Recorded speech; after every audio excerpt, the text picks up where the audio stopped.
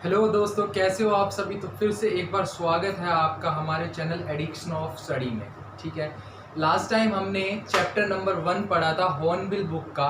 ठीक है, उसका क्या नाम था? उसका नाम था the portrait of a lady.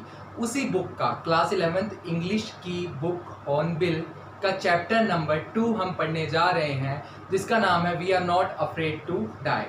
तो इस चैप्टर का नाम ये क्यों रखा गया? बहुत बड़ा क्वेश्चन है, आपके दिमाग में उठना चाहिए। ठीक है, दूसरी बात, इसके ऑथर कौन है? इस चैप्टर को लिखा किसने है? हालांकि ऑथर का कोई बहुत ज़्यादा ज़रूरी काम नहीं है, लेकिन हमें बिल्कुल परफेक्ट नॉलेज रखनी है इस चैप्टर के बारे में। A to Z हर चीज़ के बारे में जानना है। ठीक है, तो इसलिए हम ऑथर के बारे में भी पढ़ेंगे। और तीसरी चीज़ सबसे मेन, इस चैप्टर में, इस स्टोरी में सब कैरेक्टरिस्टिक्स हैं, वो क्या रोल अपना निभाते हैं और कौन कौन से कैरेक्टरिस्टिक्स हैं, सबके बारे में बात करेंगे डीप में। नमस्कार दोस्तों, मेरा नाम है भरत और आप देख रहे हैं addiction of study. So let's get started.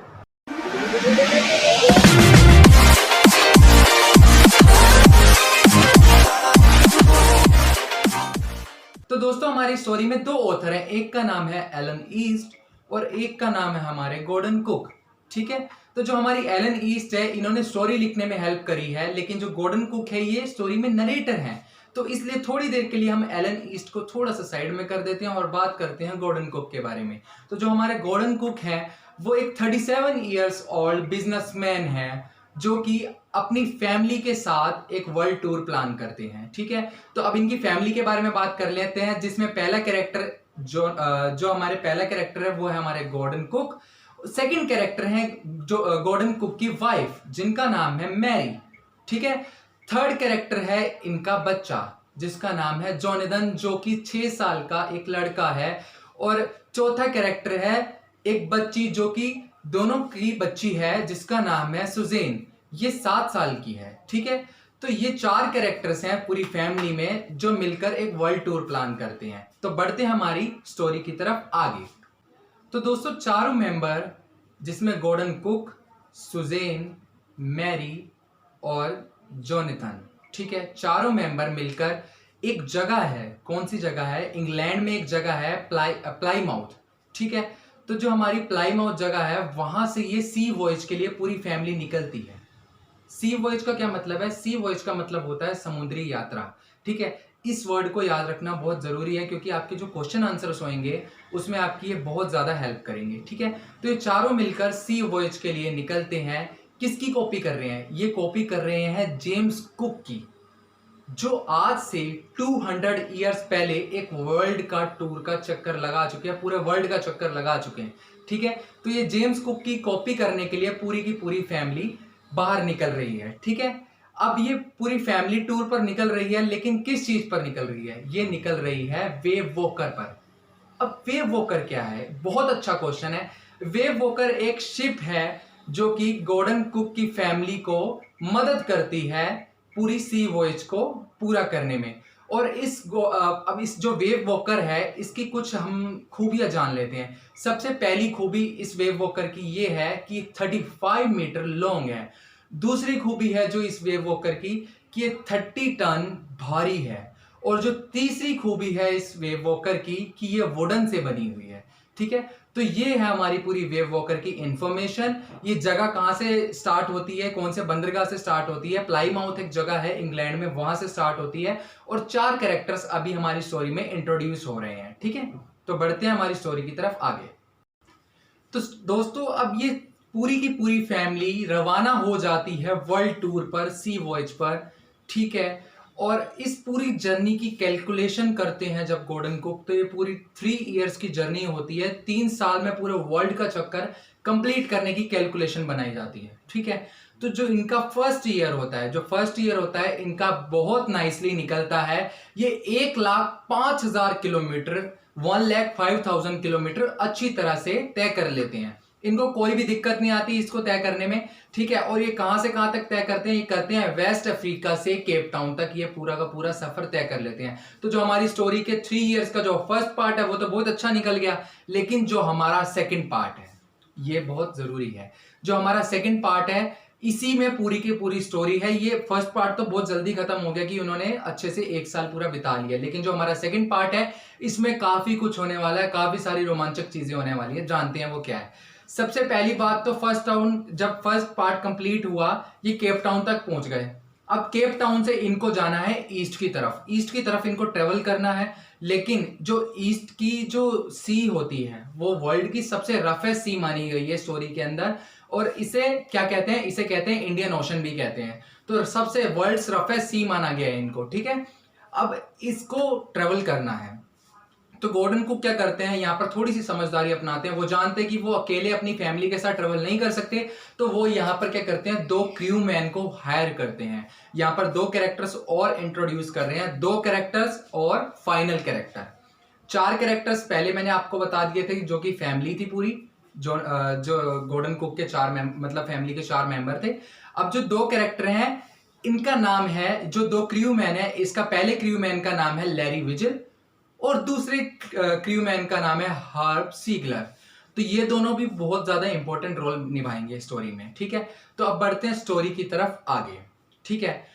तो जब ये ईस्ट की तरफ ट्रेवल करना चालू करते हैं केप टाउन से, तो 2 दिन काफी अच्छे बीतते हैं इनके, मतलब इनको कोई दिक्कत नहीं आती। लेकिन 2 दिन जैसे ही कंप्लीट होते हैं, 2 दिन के बाद बहुत तेज तेज विंड्स आनी चालू हो जाती हैं, मतलब उनको बहुत ज्यादा दिक्कतों का सामना करना पड़ता है बोट को, ठीक है। लेकिन अब एक हैरानी की बात आएगी, यहाँ पर विंड्स तो इतनी तेज आ रही है, लेकिन विंड्स की वजह से उनको कोई डर नहीं है। डर है उनको समुद्र की जो बहुत तेज तेज वेव्स आ रही हैं। क्यों? क्योंकि जो वेव्स आ रही हैं छोटी मोटी वेव्स नहीं है, ये 15 मीटर तक जा रही थी ये वेव्स, जो कि इनकी बोट का मेन मास है।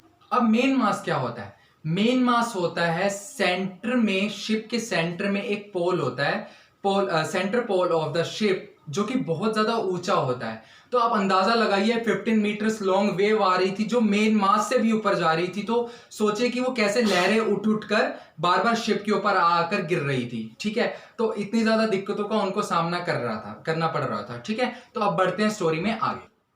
तो दोस्तों इसके बाद आता है स्टोरी में नेक्स्ट पार्ट, मतलब नेक्स्ट पार्ट नहीं, पार्ट तो सेकंड ही चल रहा है हमारी 3 इयर्स जर्नी का। पहला पार्ट बहुत अच्छे से निकल गया, सेकंड पार्ट की स्टार्टिंग हो गई है। अब आता है 25 दिसंबर। अब हम बात करने वाले हैं सेकंड पार्ट में डेट्स के हिसाब से।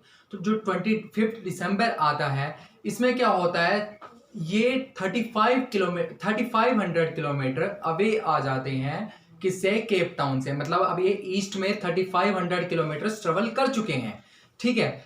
और जो हमारा वेदर है वो और ज्यादा बुरा होता जा रहा है, और ज्यादा विंड्स तेज आती जा रही हैं, और ज्यादा लहरें उठती जा रही हैं। लेकिन 25 दिसंबर है, क्रिसमस डे है, तो आपको तो पता ही है फॉरेनर्स मरने वाले भी होंगे तब भी अपनी लाइफ को बहुत अच्छे से एंजॉय कर रहे होते हैं। तो वो यहाँ पर क्या करते हैं, उनको लहरों की चिंता नहीं होती है, उनको बहुत अच्छा उनका दिन जाता है, वो बहुत एंजॉय करते हैं और वो क्रिसमस अपना मनाते हैं अच्छे से, और साथ में वो क्रिसमस ट्री भी लगाते हैं, ठीक है। तो 25 दिसंबर के बारे में यहाँ पर थोड़ा सा इंट्रोडक्शन है। उसके बाद आता है न्यू ईयर, 1 जनवरी।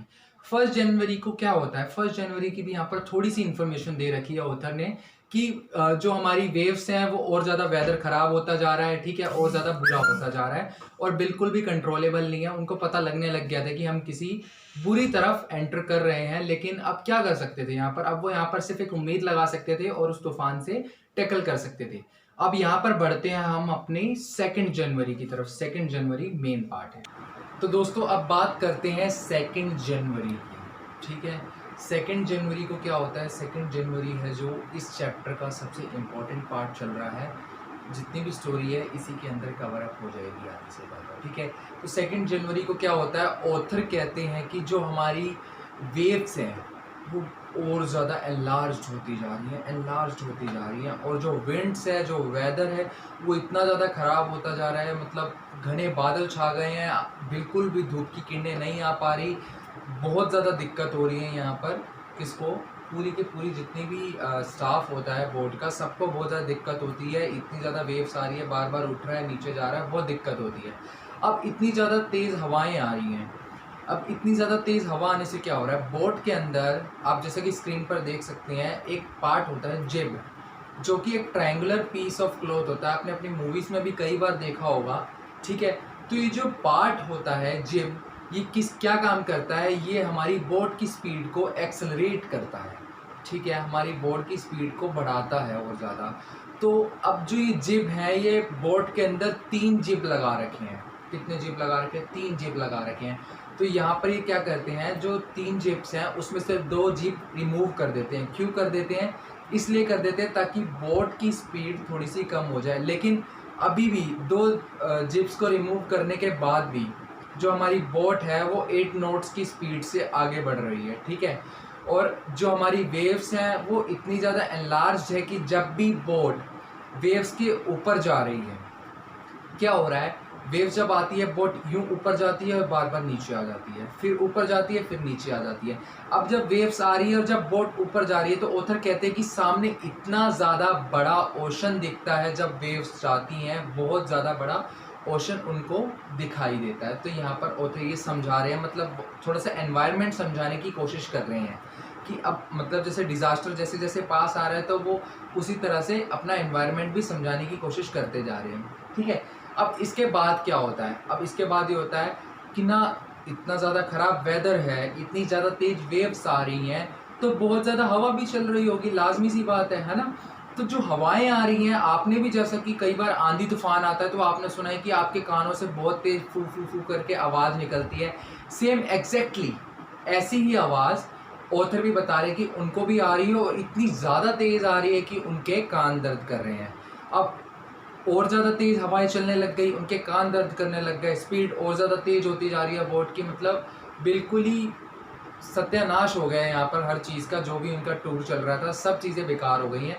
तो जो उनका लास्ट जिब होता है बोट में, अभी तक 3 जिब लगे थे, 2 जिब वो उतार चुके थे, तो वो लास्ट जिब होता है उसको भी उतार देते हैं। वो सोचते हैं कि कोई बात नहीं, बाद में फिर लगा लेंगे, लेकिन बोट की स्पीड किसी तरह धीमी कर दे, क्योंकि अगर इसी तरह से आगे चलते रहे तो बोट डिसबैलेंस होएगी और पलट जाएगी, ठीक है।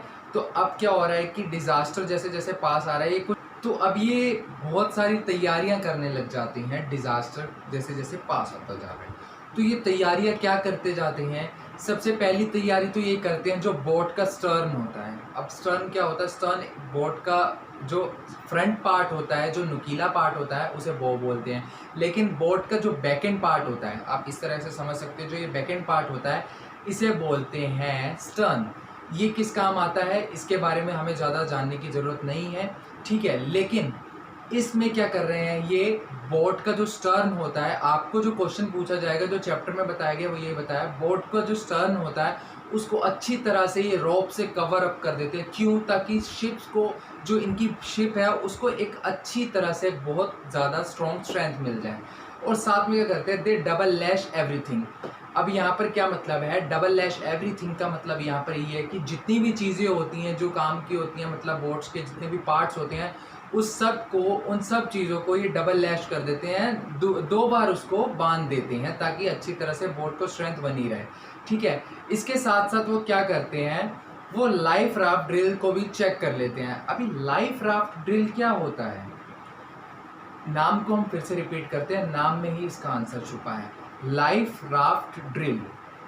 राफ्ट आपने शायद सुना होगा कि कई बार मनाली वगैरह का भी आपने सुना होगा, मनाली वगैरह में भी राफ्टिंग वगैरह होती है ना।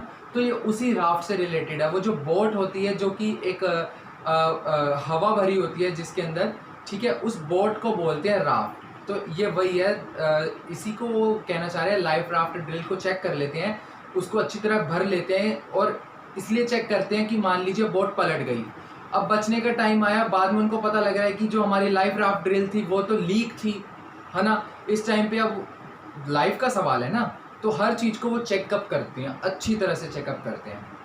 अब इसके बाद क्या करते हैं वो? इसके बाद वो क्या करते हैं, लाइफ लाइन जिप्स पहन लेते हैं।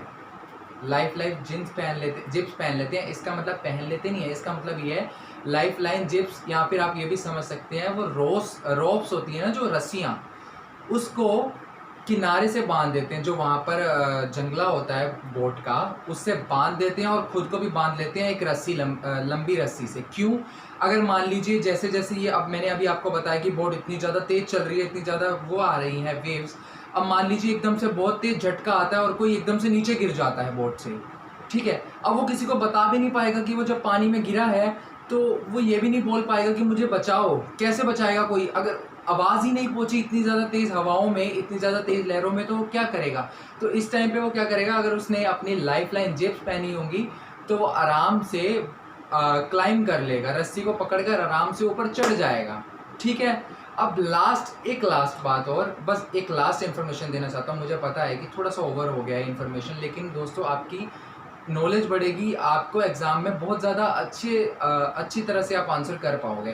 तो जो हमारा लास्ट है वो है life line jackets. Life line jackets क्या होता है? ये लाइफ लाइन जैकेट्स होती हैं, एक तरह की जैकेट ही होती हैं। ये होती हैं हवा से भरी हुई, जैसे हमारा लाइफ राफ्ट ड्रिल होता है, सेम वैसे ही होती है। वो नाव होती है हवा से भरी हुई, और ये होती है लाइफ लाइन जैकेट्स। ठीक है, तो वो लाइफ लाइन जैकेट्स पहन लेते हैं ताकि अगर जैसे ही वो नीचे गिरे, अगर मान लीजिए एक टाइम के लिए लाइफ लाइन जिप्स भी काम नहीं करते, रस्सी वगैरह टूट जाती है, तो उनकी जो लाइफ लाइन जैकेट है वो उनको पानी में डूबने से बचा देती है और पानी की सतह पर ले आती है। ठीक है, तो ये सारी इन्होंने तैयारियां करी थी मॉर्निंग के अंदर, और अब आता है शाम का टाइम। तो दोस्तों अब हो चुकी है शाम, शाम के बज गए हैं 6। ये शाम के 6 बज गए हैं और अब आ गया है वो वक्त, फर्स्ट डिजास्टर आ चुका है। ओ माय गॉड, ये क्या हो गया? फर्स्ट डिजास्टर आ चुका है, लेकिन अभी तक हम ये सुनते आ रहे कि जो स्पीड ऑफ विंड है वो बढ़ती ही जा रही है, बढ़ती ही जा रही है और बढ़ती ही जा रही है। लेकिन यहाँ पर क्या हो रहा है, जो हमारी स्पीड ऑफ विंड है वो बिल्कुल शांत हो गई है। ठीक है, स्पीड ऑफ विंड बिल्कुल शांत हो गई है। ठीक है, लेकिन जो हमारा स्काई है वो पहले से ही बहुत डार्कर था, लेकिन अब इतना ज़्यादा डार्कर हो गया है कि हर तरफ अंधेरा ही अंधेरा हो गया है, कुछ भी दिखाई नहीं दे रहा है। सिर्फ और सिर्फ हवा सुनाई दे रही है और लहरें सुनाई दे रही हैं। तो ऐसी कंडीशन हो गई है। अब यहाँ पर सब ऑथर, सारे जितने भी क्रूमैन वगैरह सब लगे हुए हैं अपने डिजास्टर को कंट्रोल करने में। डिजास्टर चल रहा है, ये फर्स्ट डिजास्टर। तो यहां पर क्या होता है कि ऑथर को दिखता है सामने से एक बहुत बड़ा क्लाउड आ रहा है। क्या आ रहा है? क्लाउड आ रहा है। अब ये इतनी ज्यादा तेज आ रहा है, वो इतना ज्यादा बड़ा है, तो ऑथर को कुछ समझ नहीं आता है और वो क्लाउड के अंदर एंटर करने वाले होते हैं। और जैसे ही वो क्लाउड पास आता है तो पता लगता है कि वो क्लाउड नहीं है, एक बहुत बड़ी जायंट वेव है। क्या है? जायंट वेव है। और ऑथर को लगता है शायद वो इस वेव से निकल जाएंगे, लेकिन ऐसा नहीं होता है, सब तहस नहस हो जाता है। और जो बोट होती है वो बहुत बुरी तरह से वेव से टकरा जाती है। अब वेव से टकराने के बाद क्या होता है? वेव से टकराने के बाद एक बहुत बड़ा धमाका होता है। क्यों होता है? आप अंदाजा लगाइए। आप छोटा सा पत्थर फेंकते हैं पानी में तो छोटा सा आवाज आती है, छोटा सा धमाका होता है। लेकिन अगर आप बहुत बड़ा पत्थर फेंकेंगे पानी में तो इतनी तेज आवाज आएगी, है ना। अब सोचिए, वो तो एक पत्थर होता है, ये एक पूरी की पूरी बोट है जो इतनी बड़ी लहर से टकरा गई है जाकर, है ना। तो एक बहुत तेज की धमाका होता है, सबको समझ नहीं आता है क्या हो रहा है, सब इधर उधर उथल पुथल हो जाता है। ऑथर को भी समझ नहीं आता है कि क्या हो रहा है और सब कुछ तबाह हो जाता है। इतना बड़ा धमाका आने के बाद क्या, तो दोस्तों ये धमाका होने के बाद ऑथर को पता लगता है जो डेक ऑफ बोट है। डेक क्या होता है? आप जैसा कि स्क्रीन पे फोटो भी देख रहे हैं, सतह होती है बोट की, ये टूट जाती है। और जो बोट का डेक टूट गया तो जो ऑथर है, सोचिए, वो तो बोट इतनी स्ट्रॉन्ग होती है, वुडन से बनी हुई है, जो मैंने आपको वेव वॉकर के बारे में इंफॉर्मेशन दी थी। सोचिए कि लहर से वेव जो हमारी बोट है वो टूट गई है, तो ऑथर का क्या हाल हुआ होगा? वो तो इंसान है ना। तो ऑथर होते हैं वो उड़ते हुए जाते हैं इतनी तेज लहर के साथ, और उनका सर सीधा जाकर कहां पर लगता है? व्हील पर लगता है। व्हील क्या है? आप एक तरह से, मैं आपको थोड़ा आइडिया देता हूं, जैसे हमारी कार का स्टीयरिंग होता है, इसी तरह से बोट का भी स्टीयरिंग मान सकते हैं, जो कि मदद करता है कि हमें नॉर्थ में जाना है या फिर साउथ में जाना है, एक डायरेक्शन देने के लिए बोट को। तो जो हमारे ऑथर होते हैं उनका सर जाकर सीधा लग जाता है व्हील के ऊपर, और व्हील से वो गिर जाते हैं सीधा पानी में। अब पानी में गिरने से क्या होता है? जो ऑथर होते हैं वो अपनी कॉन्शियसनेस बिल्कुल खो देते हैं, अपना जितनी भी हिम्मत है, अपना सारा का सारा विश्वास खो देते हैं, अपनी चेतना खो देते हैं वो, और उनको लगता है कि अब वो बचने ही नहीं वाले। ठीक है, वो अपनी बिल्कुल हिम्मत हार जाते हैं, फिर वो अपने आप को रिलैक्स कर लेते हैं, लेकिन एकदम से वो पानी की सतह पर वापस आ जाते हैं। अब ऐसा क्यों है? क्योंकि उन्होंने लाइफलाइन जैकेट्स पहनी थी। तो अब वो पानी की सतह पर आ जाते हैं और वो देखते हैं कि जो उनकी बोट का मेन मास है, मैंने आपको मेन मास बताया था ना क्या होता है, करेक्ट, जो मेन मास होता है वो हमारी बोट का सेंटर पोल होता है, ठीक है। तो वो अब पहले तो वर्टिकली खड़ा हुआ था वो, लेकिन अब क्या हो रहा है, जो मेन मास है वो हॉरिजॉन्टली हो रखा है, ठीक है। अब डेक टूटा हुआ है, बोट हॉरिजॉन्टली, जो मेन मास है वो हॉरिजॉन्टली हो रखा है, तो जो पानी है वो बोट के अंदर भरने लग गया है, ठीक है। अब किसी तरह ऑथर अपने जो उन्होंने अब वो क्या नाम है, लाइफलाइन रॉप्स थी जो, है ना, लाइफलाइन जैकेट्स तो पहन रखी हैं, लेकिन लाइफलाइन रॉप्स के बारे में भी तो मैंने आपको बताया था। तो वो लाइफलाइन रॉप्स को पकड़ते हैं और शिप की तरफ जाना स्टार्ट कर देते हैं। उसके बाद क्या होता है, तो दोस्तों ऑथर यहाँ पर लाइफ रॉप्स की मदद से पहुंच जाते हैं शिप की तरफ। अब शिप की तरफ जब वो पहुंच जाते हैं, शिप के पास पहुंच जाते हैं, तो वो क्या करते हैं, गार्ड रेलिंग को पकड़ते हैं और गार्ड रेलिंग की मदद से, गार्ड रेलिंग की हेल्प से वो क्या करते हैं, शिप के अंदर एंटर कर जाते हैं। अब शिप के अंदर एंटर तो भैया कर जाते हैं, लेकिन वेव्स इतनी ज़्यादा तेज़ आ रही हैं, इतनी ज़्यादा तेज़ आ रही हैं, वो शिप के अंदर पानी भी भरता जा रहा है और शिप को बहुत तेज तेज झटके लग रहे हैं। अब ऑथर भी अंदर शिप के वापस कूद चुके हैं। तो अब वो क्या हो रहा है उनके साथ कि जैसे वो शिप के अंदर कूद गए हैं, तो वो बार बार जैसे ही शिप को झटका लगता है, कभी इधर को तो वो इधर टकराते हैं, इधर लगता है तो इधर टकराते हैं। अब इस सिचुएशन में क्या हो रहा है, जब ऑथर बार बार इधर उधर टकरा रहे हैं, तो इस टकराने की वजह से जो ऑथर का रिब होता है, लेफ्ट साइड का जो रिब होता है वो क्रैक हो जाता है, जिसकी वजह से उनको काफ़ी दिक्कत होने लग जाती है। और साथ में क्या होता है, साथ में होता है ये कि उनका जो माउथ होता है ऑथर का, उनके माउथ से बहुत तेज़ ब्लड निकल रहा होता है, ठीक है। और साथ में उनके दांत भी टूट जाते हैं, ठीक है। लेकिन अभी ऑथर को अभी यहाँ पर अपनी बीमारी की चिंता नहीं है, अपनी तकलीफ की चिंता नहीं है, अपने वाउंड्स की चिंता नहीं है, उनको यहाँ पर चिंता है शिप को वापस पहले जैसा करने की। तो वो क्या करते हैं, वो बहुत जद्दोजहद करके बहुत मुश्किल से व्हील को ढूंढते हैं, व्हील स्टीयरिंग को ढूंढते हैं बोट के, ताकि वो बोट को दोबारा से डायरेक्शन दे सकें, दोबारा से बैलेंस कर सकें। अब इतनी देर में जैसे वो व्हील ढूंढते हैं, अब वो देखते हैं मैंने व्हील तो ढूंढ लिया है, अब वो चाहते हैं कि मैं नीचे जाऊं, डेक के वहाँ जाऊं और वहाँ से जाके पानी निकालूं। लेकिन फिर उनको वो छोड़ना ही नहीं चाहते व्हील को, क्यों, क्योंकि कहीं व्हील को छोड़े तो फिर से जो बोट को थोड़ा बहुत बैलेंस करा है वो फिर से पहले जैसा ना हो जाए, वो डर जाते हैं। इतनी देर में डेक के सामने वाले डोर से आवाज़ आती है, कोई आता है डेक के सामने वाले डोर से। कौन आता है, मैरी आती है, जो कि ऑथर की वाइफ है। और वाइफ का क्या काम है, ऑथर को डराना ठीक है, मजाक कर रहा हूँ। लेकिन जो उनकी वाइफ होती है वो अपना काम करती है, वो आकर बहुत तेज तेज बोलती है कि तुम्हें पता भी है हमारी शिप डूब रही है, हमें बचाओ, कुछ करो, ठीक है। तो ऑथर बोलते हैं मैरी को कि मैरी आप एक काम करो, आप ये व्हील संभालो, ठीक है, मैं जाकर डेक को संभालता हूँ। तो वो क्या करते हैं, डेक को देखने जाते हैं। जैसे वो जाते हैं, अब यहाँ पर काफ़ी सारी चीज़ें ऑथर ऑब्जर्व कर रहे हैं, काफ़ी सारी चीज़ें देख रहे हैं, तो एक एक करके बताता हूँ क्या चीज़ें देख रहे हैं।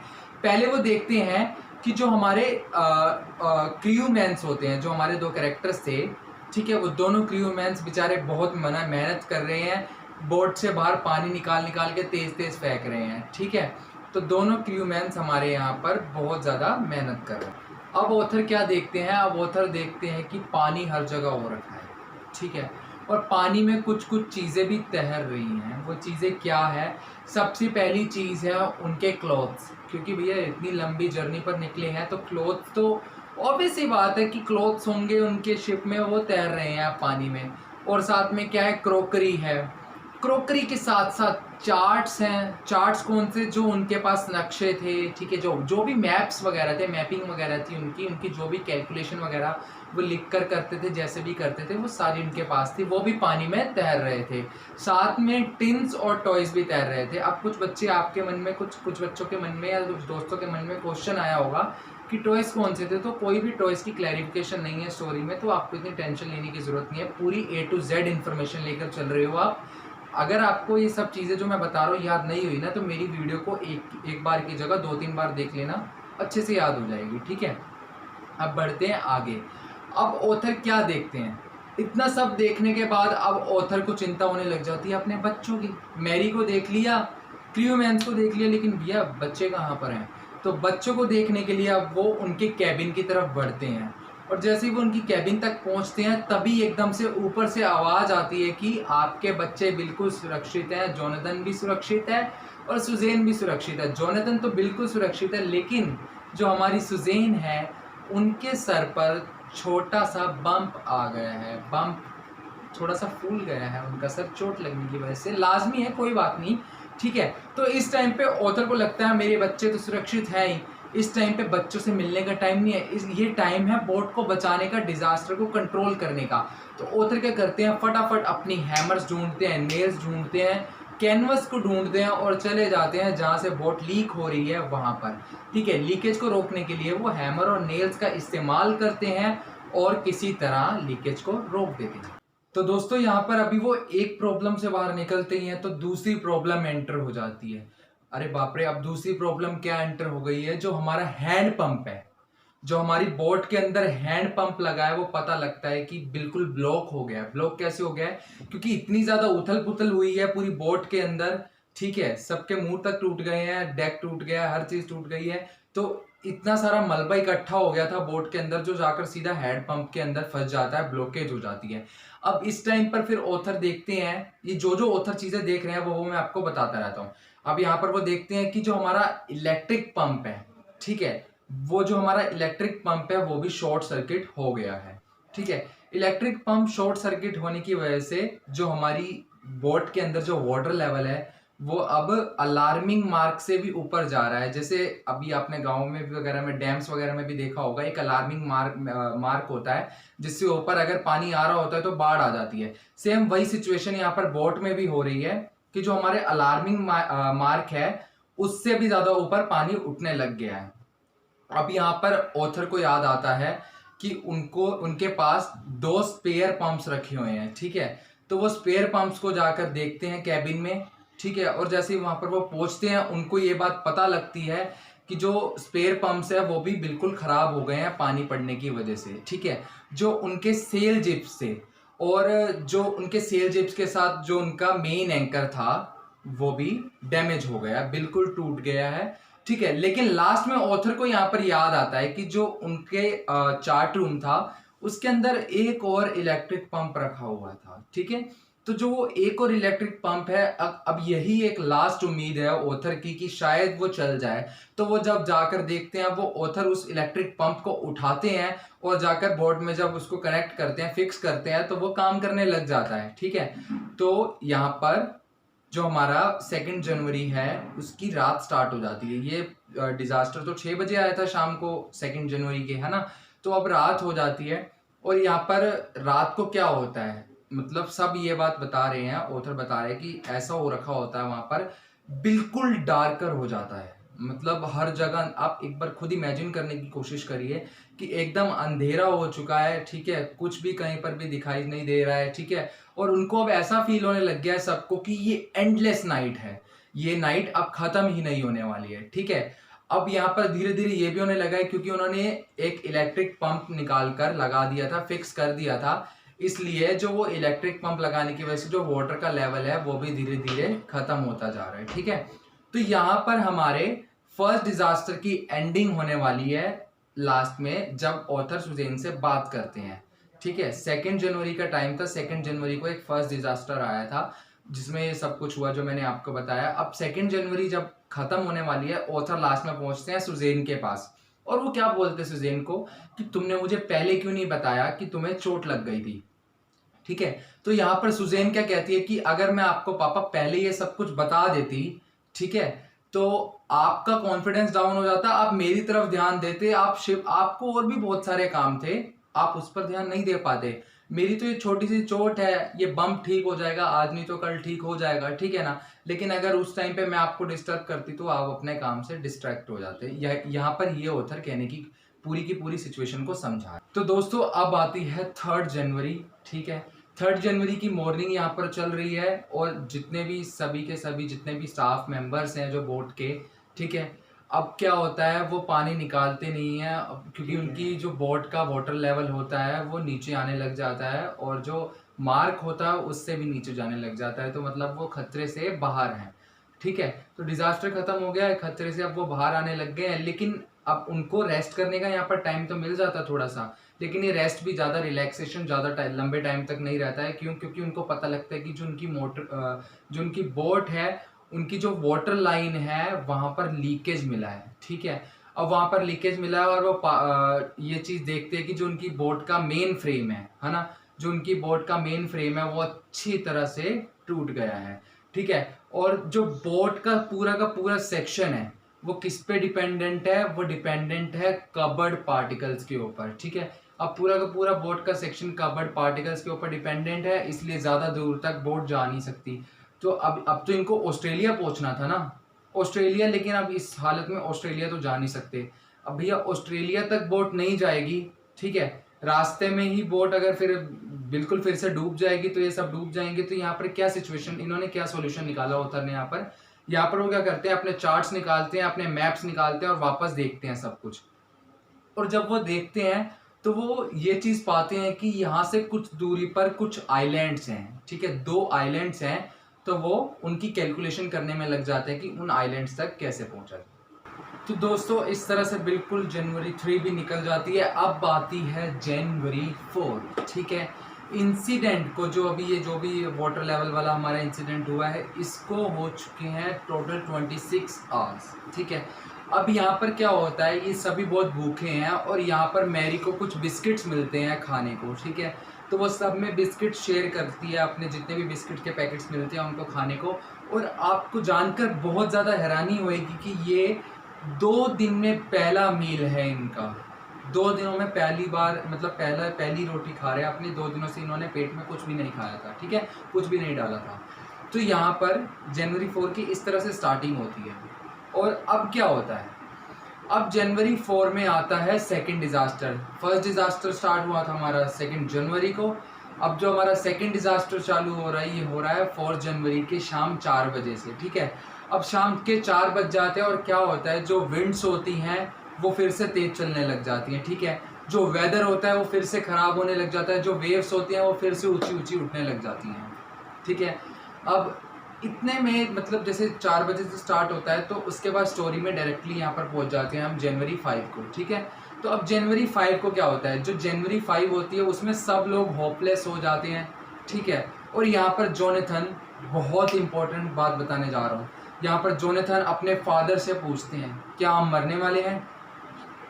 तो इस बात पर उनके फादर कहते हैं ऐसा कुछ भी नहीं है, हम बच जाएंगे, ठीक है। फिर जोनाथन कहते हैं यहाँ पर कि अगर हम मरने वाले भी हैं तो मुझे डर नहीं लगता अगर हम सब साथ हैं। इसको क्या कहते हैं, इसीलिए स्टोरी का जो नाम है वो इसी डायलॉग पर रखा गया है। जोनाथन यहाँ पर कहते हैं we are not afraid to die if we can all be together, ठीक है। तो इसलिए हमारी स्टोरी का नाम ये रखा गया है इस डायलॉग की वजह से। तो आपको ये बात जानना बहुत ज़्यादा ज़रूरी है कि इस स्टोरी का नाम ये क्यों रखा गया। आपसे कोई क्वेश्चन पूछ सकता है या आप भी अपने किसी फ्रेंड से ये क्वेश्चन पूछ सकते हैं कि स्टोरी का नाम ये क्यों रखा गया। तो जोनाथन यहाँ पर जो डायलॉग मारते हैं उसकी वजह से वो ये क्वेश्चन, तो इस वजह से उस स्टोरी का नाम ये पड़ता है। तो ऑथर यहाँ पर जोनाथन की ये बात सुनकर बहुत ज़्यादा कॉन्फिडेंट हो जाते हैं, ठीक है। तो वो क्या करते हैं, स्टार बोर्ड के ऊपर चढ़ते हैं और उसको रोटेट करने की कोशिश करते हैं, ठीक है। रोटेट करने की कोशिश करते हैं, साथ साथ वो क्या करते हैं, यहाँ पर वो हैवी नायलॉन रॉप्स को यूज़ करते हैं, ठीक है। और साथ साथ 22 लीटर पैराफिन को भी यूज़ करते हैं दोबारा से स्टॉर्म से बोट को बचाने के लिए, ठीक है। तो वो ये सब चीज़ें, पहली बात वो हैवी नायलॉन रॉप्स का यूज़ करते हैं, दूसरी बात वो यहाँ पर 22 लीटर, ये आपको याद रखने वाली चीज़ है, 22 लीटर पैराफिन का यूज़ करते हैं ताकि वो रॉप को दोबारा से स्ट्रेंथ दे सके। सबको लगता है कि वो इस डिज़ास्टर से बाहर नहीं निकल पाएंगे, सेकेंड डिज़ास्टर से, लेकिन ऐसा नहीं होता है, वो सेकेंड डिज़ास्टर से किसी तरह बाहर निकल जाते हैं। तो दोस्तों 5 जनवरी के एंड होने के बाद अब आती है 6 जनवरी। यहाँ पर 5 जनवरी एंड हो जाती है इतने से सीन के साथ, ठीक है। जो 6 जनवरी है उसमें विंड्स है, जो हवाएं आ रही हैं वो बिल्कुल धीरे स्लो डाउन हो जाती हैं, ठीक है। लहरें भी बिल्कुल स्लो डाउन हो जाती हैं। और जो हमारे ऑथर हैं वो चले जाते हैं चार्ट रूम के अंदर, और चार्ट रूम के अंदर जाकर वो कैलकुलेट करने लग जाते हैं speed of the boat, winds की स्पीड कैलकुलेट करने लग जाते हैं, वेव्स का प्रेशर वगैरह सब कुछ, मतलब अपनी कैलकुलेशन करने लग जाते हैं। कैलकुलेशन करते करते ना उनके मन में एकदम से एक थॉट स्ट्राइक करता है और वो थॉट क्या स्ट्राइक करता है, वो थॉट ये है कि हम इतने वाइड ओशन के अंदर एक छोटा सा आइलैंड ढूंढ रहे हैं। इतना वाइड ओशन मतलब 1,50,000 वाइड ओशन में सिर्फ 65 किलोमीटर का एक आइलैंड ढूंढना, ये लगा लीजिए एक स्विमिंग पूल के अंदर एक सुई ढूंढने के बराबर है। ठीक है, तो ऑथर वही कह रहे हैं कि यहाँ पर बिल्कुल बहुत ज़्यादा मुश्किल हो रही है उनको, मतलब उनको लग रहा है कि शायद हमें मिलेगा या नहीं मिलेगा, लेकिन फिर भी अब वो यहाँ पर क्या कर सकते हैं। तो वो ये जब बात सोच रहे होते हैं तभी एकदम से उनकी बेटी सुजेन एंटर करती है उनके चार्ट रूम के अंदर, और वो आकर अपनी पुरानी कुछ पिक्चर्स दिखाने लग जाती है ऑथर को। तो जब वो अपनी पुरानी पिक्चर्स दिखाती है ऑथर को, तो ऑथर को ये बात बोलती है कि मैं आप लोगों से बहुत प्यार करती हूँ और मम्मा से भी बहुत प्यार करती हूँ। तो ऑथर यहाँ पर एकदम से चार्ज अप हो जाते हैं ये बात सुनकर, और वो पहुँचते हैं लैरी के पास और लैरी को बोलते हैं कि जो हमारी बोट है उसको 185 डिग्री पर टर्न कर दो। अगर हम 185 डिग्री पर टर्न करेंगे तो जहाँ तक मेरी कैलकुलेशन कहती है हम शाम के 5 बजे तक आइलैंड पहुँच जाएंगे। ठीक है, शाम के यहाँ पर 5 बज जाते हैं और आइलैंड नहीं आता है। शाम के 5:30 बज जाते हैं फिर भी आइलैंड नहीं आता है, और ऑथर को लगता है कि हम शायद आइलैंड को पीछे ही छोड़ चुके हैं और वो लेट जाते हैं। अब यहाँ पर बज जाते हैं शाम के 6। तो शाम के 6 बजे यहाँ पर क्या होता है, शाम के 6 बजे जोनाथन आते हैं और जोनाथन आके बोलते हैं कि आप इस वर्ल्ड के सबसे अच्छे पापा हैं, आप इस वर्ल्ड के सबसे अच्छे फादर हैं और मैं आपको हक करना चाहता हूँ। तो लेटे हुए हमारे जो ऑथर है गॉर्डन कुक, वो बोलते हैं कि शायद ऐसा नहीं है, क्योंकि मैं बच्चों तुम्हें नहीं बचा पाया, मैं तुम्हें नहीं सेव कर पाया, वो आइलैंड पीछे ही छूट गया है। ठीक है, तो सुजेन एकदम से खुश होकर बोलते कि नहीं पापा ऐसी बात नहीं है, सामने देखिए बहुत बड़ा आइलैंड दिख रहा है। ठीक है, तो ऑथर यहाँ पर बहुत बहुत बहुत बहुत ज़्यादा खुश हो जाते हैं और वो देखते हैं कि सामने इतना बड़ा आइलैंड है, मतलब इतने दिनों से सिर्फ इतना समंदर ही समंदर देख रहे थे, इतना टाइम हो गया था, इतने महीने हो गए थे, अब एकदम से सामने आइलैंड देखना, वो कह रहे हैं कि मुझे ऐसा लग रहा है कि वो वर्ल्ड का सबसे ब्यूटीफुल आइलैंड है। ठीक है, तो वो जैसे ही आइलैंड को देखते हैं तो वो ये फैसला करते हैं कि आज 6 जनवरी है, हम 6 जनवरी की नाइट को यहीं पर रुकेंगे और 7 जनवरी की मॉर्निंग को हम वहाँ पर एंटर करेंगे आइलैंड में। 7 जनवरी की मॉर्निंग को वो एंटर करते हैं और वहाँ के जो आइलैंड के 20 इनहेबिटेंट्स हैं वो उनका स्वागत करते हैं, उनको लेने आ जाते हैं। ठीक है, जब वो लेने आते हैं तो ऑथर यहाँ से नीचे उतरते हैं। ठीक है, और उतरकर अपने पैरों के नीचे जब ज़मीन को देखते हैं तो वो ये बात सोचते हैं कि मेरी मतलब सारी की सारी चीज़ों को रिवाइंड अप करते हैं अपने माइंड में कि यार कितने अच्छी है मेरी सारी की सारी फैमिली, मेरे बच्चे कितने अच्छे हैं, मेरे बच्चे बहुत बहादुर है, मेरी वाइफ बहुत बहादुर है, मेरे बेटा जोनाथन है वो मेरे को ये बात कह रहे थे कि we are not afraid to die, we all can be together. ठीक है, और जो उनकी बेटी सुजेन है उनके सर पे भी चोट लग जाती है, लेकिन वो फिर भी अपने फादर को नहीं बताती, क्यों, ताकि उनका हौसला ना टूट जाए। ठीक है, तो यहाँ पर ऑथर अपने पैरों के नीचे ज़मीन देखकर ये बात सोचते हैं। ठीक है, अब जो लास्ट है, लास्ट ये है कि जो हमारी सुजेन होती है उनके सर पे जो बम्प आ गया होता है उनका ऑपरेशन होता है और वो ठीक हो जाती हैं। ठीक है, तो ये थी दोस्तों हमारी एक बहुत प्यारी सी स्टोरी। ठीक है, स्टोरी में अगर आपको कुछ समझ ना आया हो तो आप कमेंट करके नीचे पूछ सकते हैं। वीडियो अगर आपको अच्छी लगी हो तो लाइक ज़रूर कर दें और सब्सक्राइब भी कर दें। और इसके साथ एक और चीज़ दोस्तों, अगर आपको हमारी वीडियोस अच्छी लगती है और अगर आप हमें सपोर्ट करना चाहते हैं, मैं चाहता हूं कि आप हमें सपोर्ट करें ताकि हम और अच्छा कंटेंट बना सकें, तो दोस्तों आपकी स्क्रीन पर आपको सारी इन्फॉर्मेशन दिख रही हैं, आपको सारे नंबर दिख रहे हैं, अकाउंट नंबर दिख रहे हैं, आप मेरे को बहुत ज़्यादा सपोर्ट कर सकते हैं, हमारी टीम को बहुत ज़्यादा सपोर्ट कर सकते हैं। तो अभी आप इतना कर देंगे तो हम समझ लेंगे कि आपका हमें प्यार मिलता जा रहा है। ठीक है, तो दोस्तों अभी के लिए इतना ही। अगर आपको मेरी वीडियो पसंद आई हो तो डोनेशन ज़रूर करें। जय हिंद।